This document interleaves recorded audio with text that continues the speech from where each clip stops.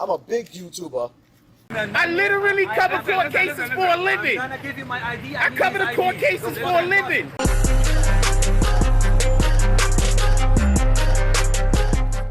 Yeah, what up, y'all? Welcome to Crown TV. I am the Crown Prince, a.k.a. Mr. Anti-Goofy. You know what not to do in my comments. Shout out to the Anti-Goofy gang. We on our way to 20,000. We in the building. If you want to donate to the channel and you really gang, instead of the super chat, hit up the Cash App gang. All right, y'all, we back in the building, and before we get started, I want to send a rest in peace shout out and send my condolences out to the family and friends of Louis Rankin.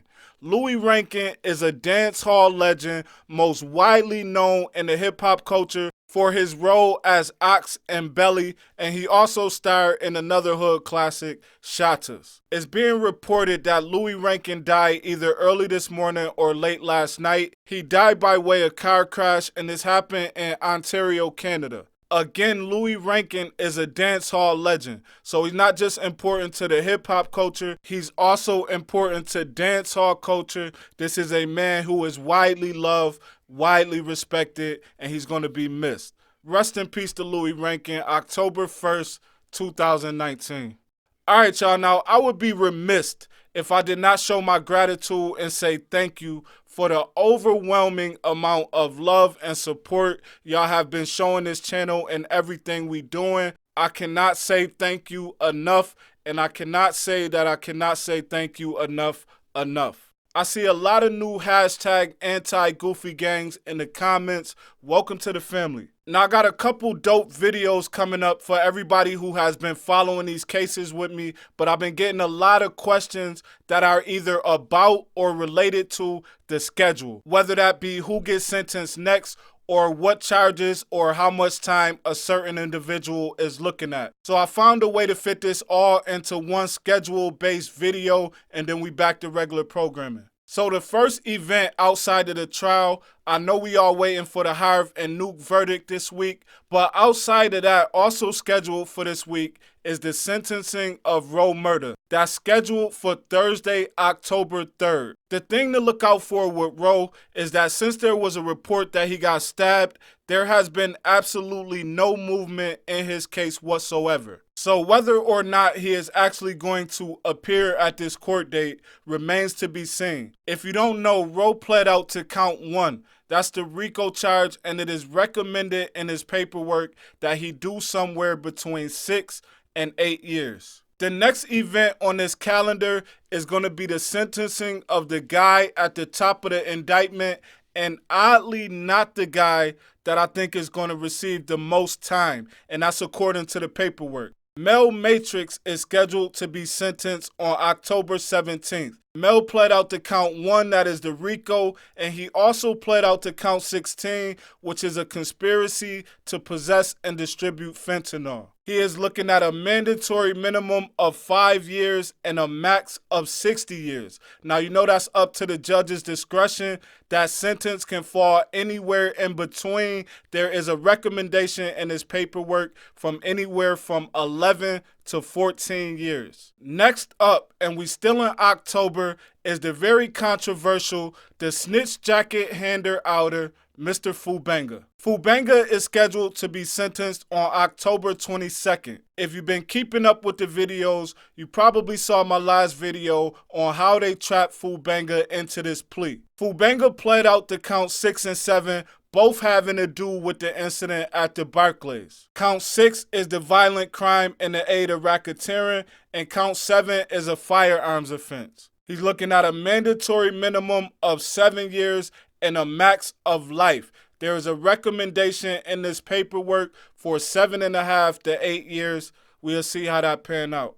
2 days after that, we are expecting the sentencing of Aaron Young, aka Bat. This is the guy that allegedly shot Snow Billy, and also a guy that has been accused of snitching, though I don't find that anywhere in this paperwork, or it has not been mentioned by anybody charged in this case. And I gotta repeat that, by anybody that is charged in this case, because the only person that has accused him thus far is Snow Billy. I don't know what Bat's mandatory minimum is, but I do know that he is facing a maximum of 20 years and is recommended in his plea agreement that he do the whole entire 20 years, the whole thing. So if the judge sticks to this recommendation, which he's been doing so far, barring Harv and Nuke blowing trial, which I don't wish on anybody, Bat would be the one that would be sentenced to the most time. We don't see a recommendation of 20 years for anybody else,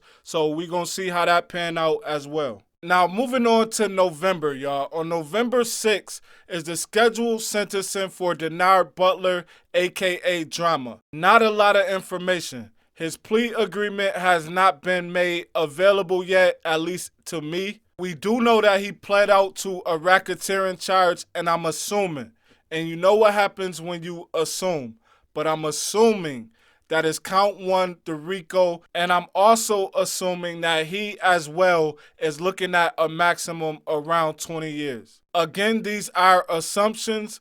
I don't like to make assumptions. Honestly, I wish I could take them back already. But there you have it, a rare case of assumptions if you into that sort of thing. The thing we do know is that he pled out to a racketeering charge. Lastly, and also on November 6th, is the scheduled sentencing for Kooda B. And all Kooda B really wanted to do is dance on some cars, man. Now, you know Kooda B was charged with the Chief Keef shooting incident at Times Square. He pled out to committing a violent crime in the aid of racketeering. Kooda B is looking at a maximum of 20 years. We do not know, or I do not know as of yet, what his mandatory minimum is. We do know that this judge has been sticking to these mandatory minimums, so hopefully his is low. I want to remind everybody that these guys are real people.